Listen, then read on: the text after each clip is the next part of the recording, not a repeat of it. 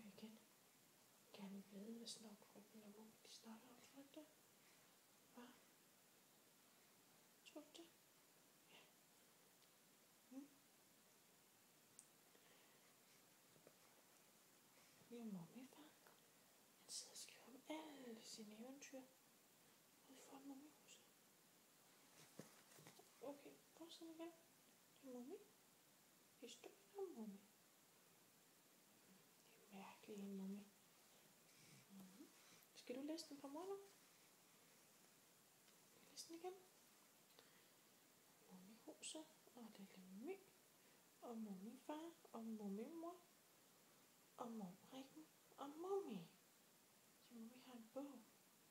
Jeg kan ikke huske, hvad den der kænguru hedder. Og Mumrikken og Mummi går tur. Så sidder de oppe i et træ og snakker sammen. Og lille My vil rigtig gerne vide, hvad de snakker om. Hun er lidt nysgerrig. Et træ. Og lille My. Vil du blade? Kan du blade? Så. Og Mummi og Snokfrygten, de er venner. Og lille My vil rigtig gerne vide, hvad det er, de snakker om, når de kommer gående. Se, hvor sådan nogle ben. Er der blomster? Ja, blomster. Blade igen. Se. Og så har mummifar forhuset.